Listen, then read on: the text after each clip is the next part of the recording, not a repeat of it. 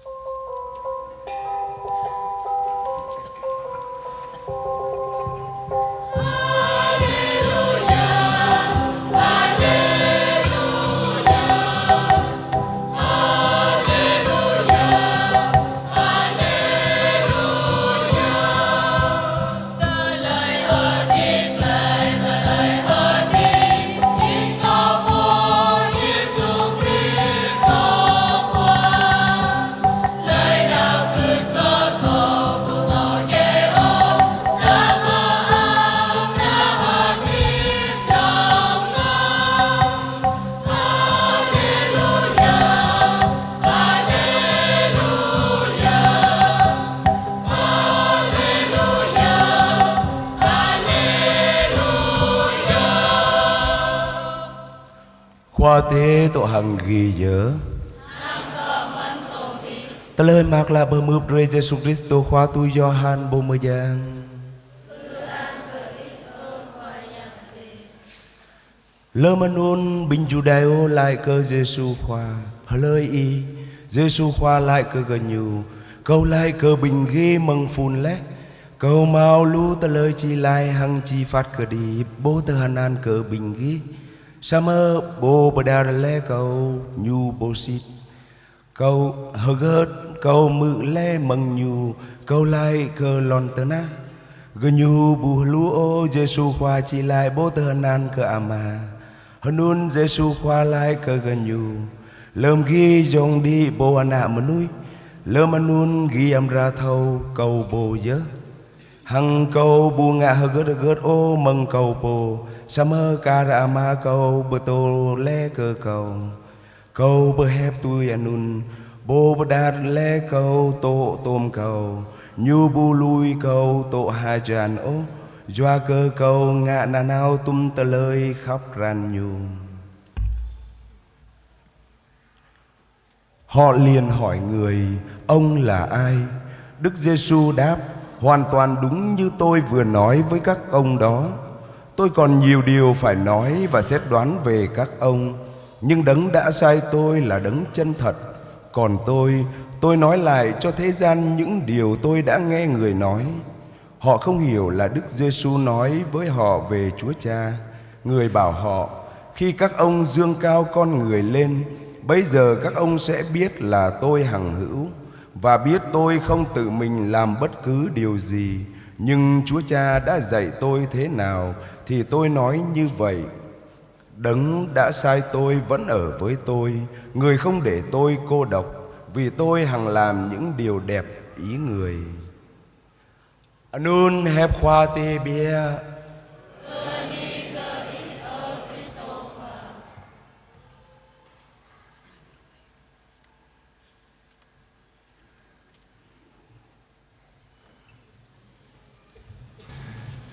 Kính thưa cộng đoàn phụng vụ,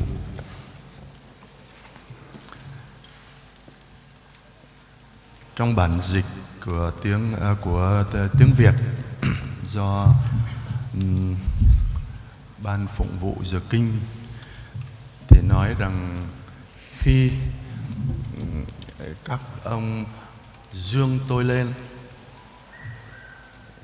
các ông sẽ nhận biết tôi hằng hữu.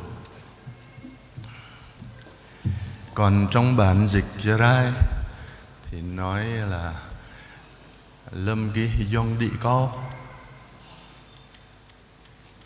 ghi amra thao kran co po chứ. Trong bản gốc thì cái chỗ đó và nhiều chỗ khác nữa thì nói là ego eimi, tiếng Hy Lạp, và tiếng Pháp họ sẽ dịch rằng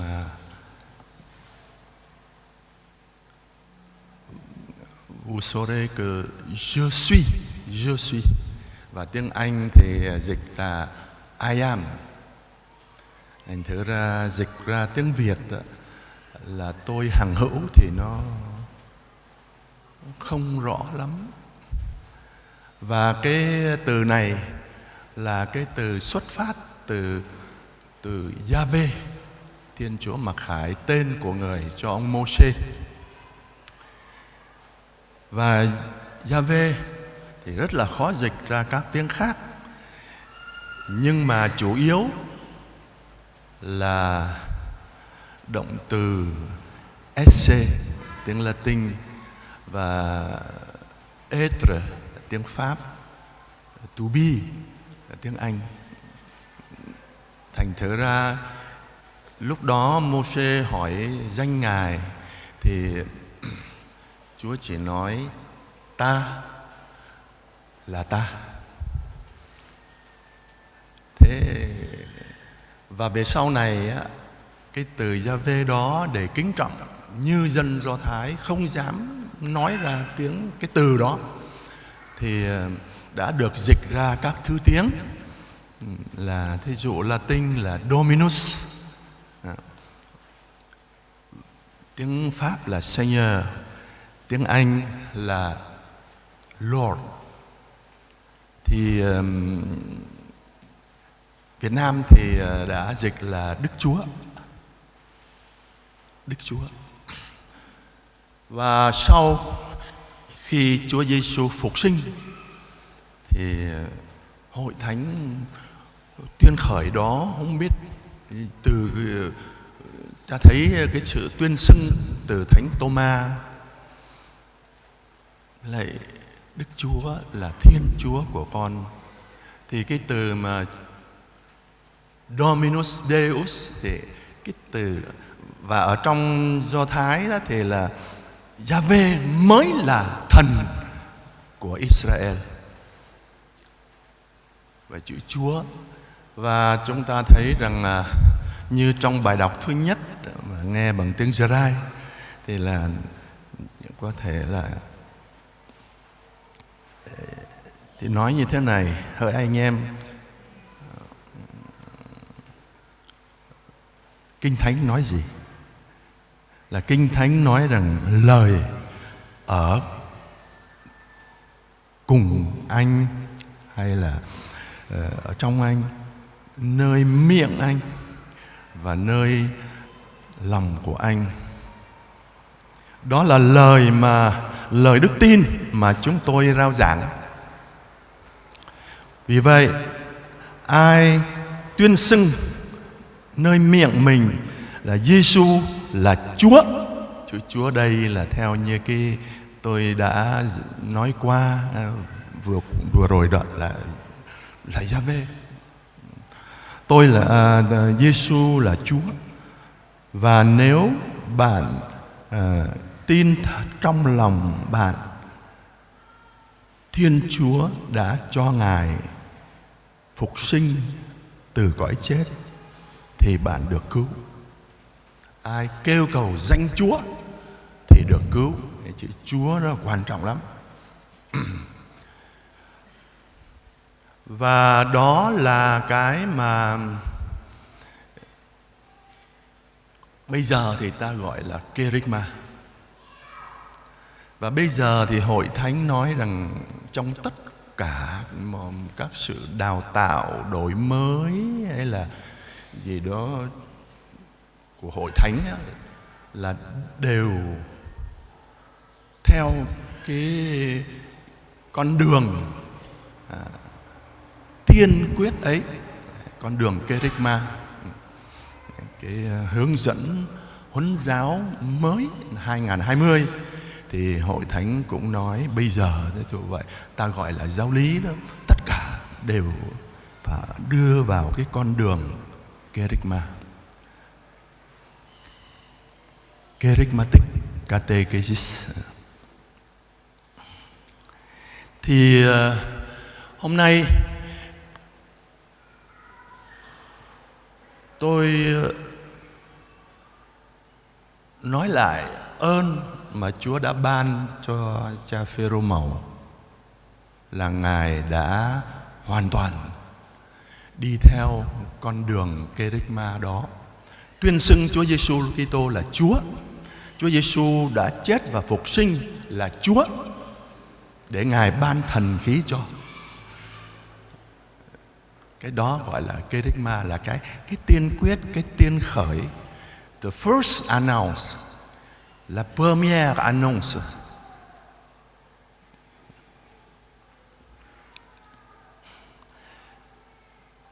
Có kiang padar dum drun nhu drong glong nhu nao dum plau nhu dong gemrong nhu kadap. Sama jalan amamau nan jing jalan cho tu Giêsu khoa ngạ khoa ta kiang cơ nhu penyu ta amang jua ade.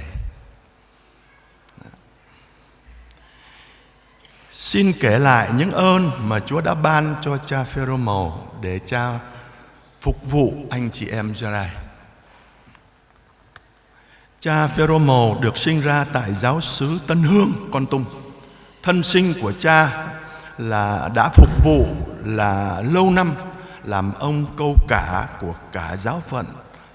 Cha Phêrô-màu được vào tiểu đệ tử dòng Chúa Cứu Thế Sài Gòn cùng với cha Thành Tâm. Năm 1956 sáp nhập vào đệ tử Vũng Tàu cùng với đệ tử Huế. Trần Sĩ Tín từ đó được học cùng lớp với cha Thành Tâm và Nguyễn Đức Màu. Thời gian ở học viện dòng Chúa Cứu Thế Đà Lạt, cha Màu đã cùng với cha Thành Tâm đề xướng ban Alleluia, hội nhập nhạc hiện đại để phổ biến lời Chúa. Cha Màu đã có những sáng tác như Bước người đi qua. Đã có một lần người sinh ra nơi trần thế, đã có một lần người sinh ra trong cõi đời. Đã có một lần người xuống thế, trên trần gian thân làm người. Hỡi người ơi, hãy nhắm mắt, hãy nguyện cầu, hãy cúi đầu lặng yên. Ngày này người đang đêm, người bước tới, người đã đến nơi đây, tình thương tràn đầy, trên hai tay vẫn lao gầy.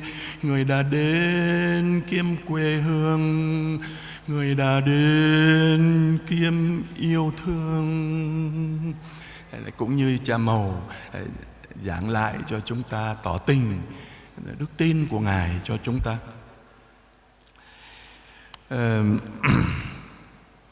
Đức cha Ponses là Đức cha Paulo Kim, giám mục giáo phận Kon Tum, đã sai 4 anh em dòng Chúa Cứu Thế, cha Anton Vương Đình Tài, tu sĩ Phêrô Leonardo Hồ Văn Quân, 2 phó tế Giuse Trần Sĩ Tín và Phêrô Nguyễn Đức Màu đến ở Blakely ngày 10 tháng 10 năm 1969.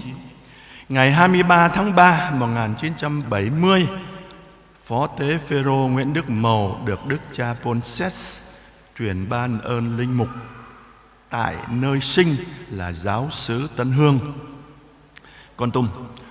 Khoảng 1 tuần sau thì chúng tôi bị mặt trận giải phóng bắt cùng với tu sĩ Bernardo Marco Trần Văn Đàn, gọi là đi cải tạo trong rừng sâu. Thầy Marco Đàn chết vì sốt rét cấp tính 0 giờ ngày 12 tháng 5 1971 trong những điều kiện thiếu thốn của thời gian cải tạo.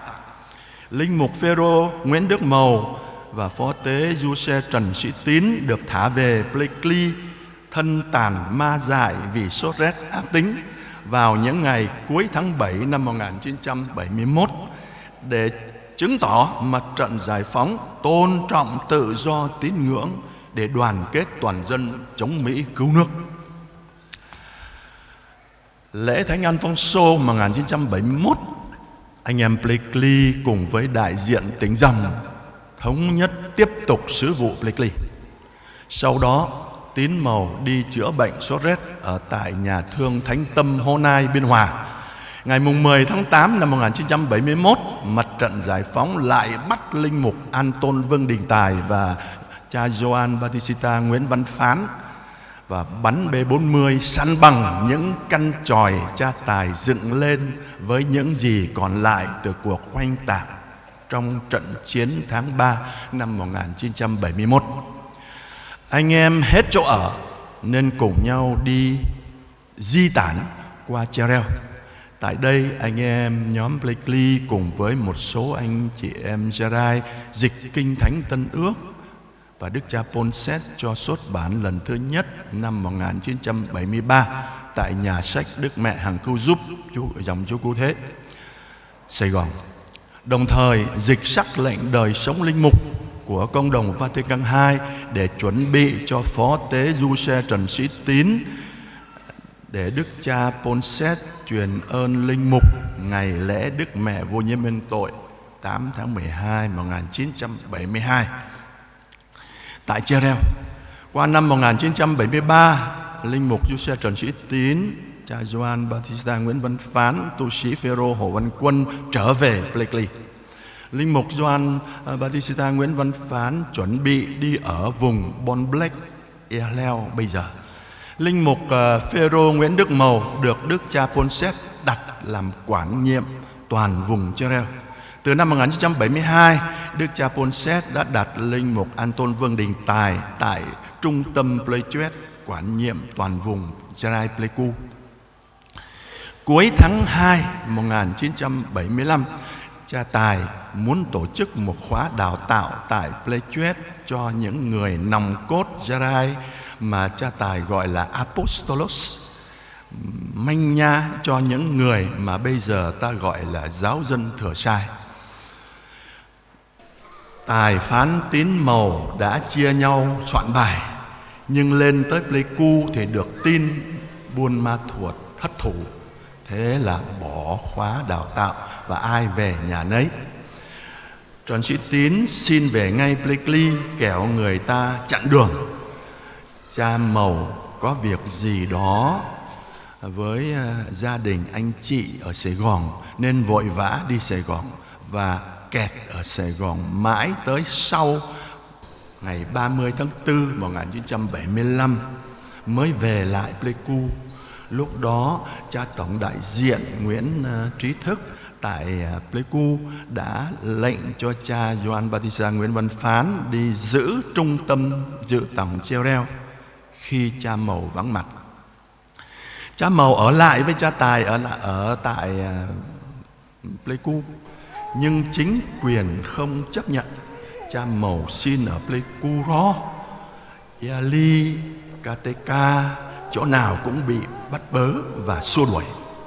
Sau 4 năm, biết rằng không thể ở lại Gia Lai nên cha Mầu đã đi Phan Rang, nơi có nhà một người chị. Trong những năm ở Pleiku, cha Tài vẫn cộng tác với cha Mầu vẫn cộng tác với cha Tài trong những khóa kinh thánh cầu nguyện. Tại đó cha Mầu đã sáng tác những bài hát như Giêsu Kitô là Chúa, Giêsu Kitô là Chúa, là làm vinh quang cho Chúa Cha. Rồi có bài Tôi thâm tín rằng cũng là làm trong cái lúc đó. Tôi thâm tín rằng từ sự chết hay sự sống, dù thiên thần thiên phu, dù hiện tại tương lai hay quyền năng, tôi thâm tín rằng dù là muôn chiều sâu, dù là muôn chiều cao, dù là ai bất cứ trên trần gian, không có gì tách tôi ra khỏi lòng mến của Thiên Chúa trong Đức Kitô. Thế tại Phan Rang thì cha Mầu thấy có nhiều thuyền nhân chạy trốn. Và một ngày kia cha Mầu cũng làm thuyền nhân, nhưng lại bị bắt và đi tù tại Sài Gòn 4 năm gì đó. Sau đó được ra tù nhưng không được hành nghề linh mục và không được trở lại nhà dòng. Nhiều linh mục khác cũng bị như vậy, như cha Nguyễn Tự Do, cha Tiến Lộc, vân vân. Và cha Mầu lang thang sống chui nhủi ở Sài Gòn cho tới ngày gia đình bên Mỹ đã có thể bảo lãnh qua Mỹ. Chúng ta cũng biết rằng tuy không được ở trong nhà dòng, nhưng cha Mầu vẫn được nhà dòng gọi tham gia vào ban đào tạo cùng với bạn đồng lưu là cha Matthew Vũ Khởi Phụng, và đã dạy thần học về phục sinh, mầu nhiệm cứu độ của cha Francisco Xavier Ducvel cho học viện. Tại Mỹ, cha Mầu gia nhập phụ tỉnh dòng Chúa Cứu Thế Hải Ngoại và được anh em bầu làm bề trên phụ tỉnh một nhiệm kỳ. Ngài đã có những hoạt động mở rộng phụ tỉnh, đồng thời tiếp tục những khóa cầu nguyện kinh thánh như đã làm với cha Tài ở Pleiku. Ngài cũng lại có những sáng tác như những cái bài vẫn là theo cái con đường Kerygma, giống như bài lời nguyện đầu phục.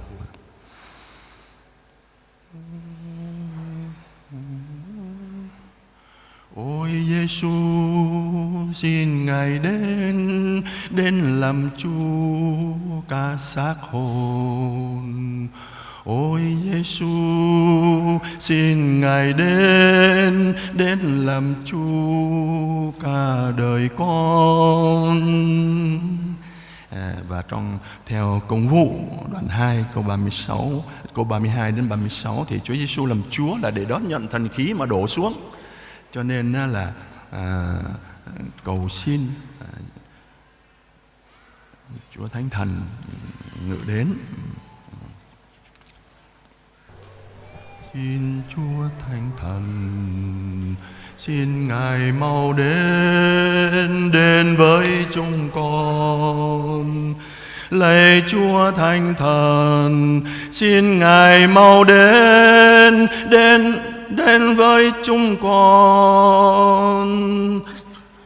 Lạy Chúa Thánh Thần, xin Ngài mau đến trong hồn con, đến trong tim con, đến trong đời con.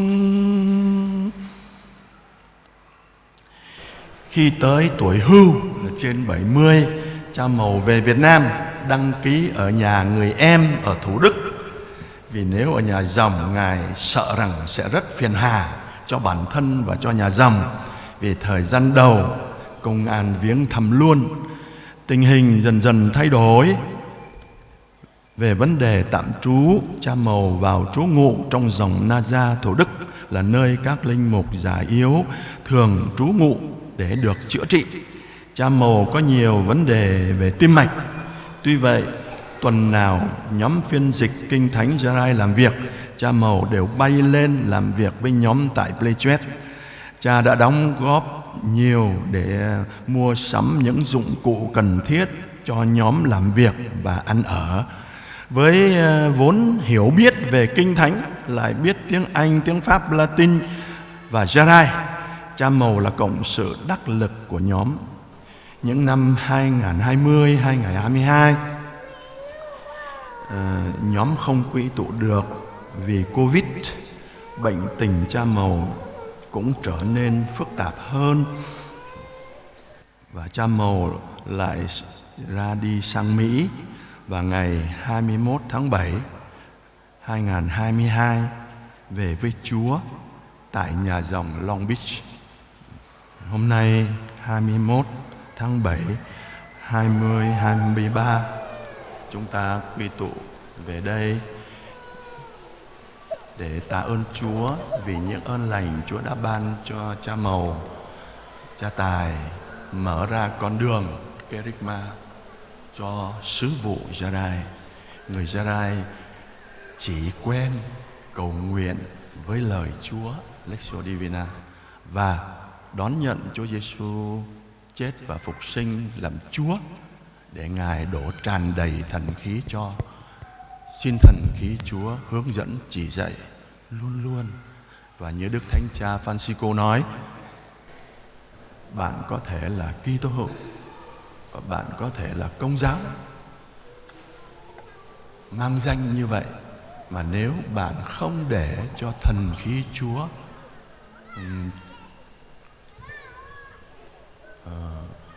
chủ đạo trong trọn đời sống của bạn, con người của bạn, thì bạn có thể là Công giáo ngoại đạo và là Kitô hữu vô thần. Xin Cha Veromao cầu nguyện cho chúng ta hết thảy để được luôn luôn tôn vinh Chúa Giêsu là Chúa, và xin Chúa Giêsu đổ tràn đầy thần khí cho chúng ta. Amen.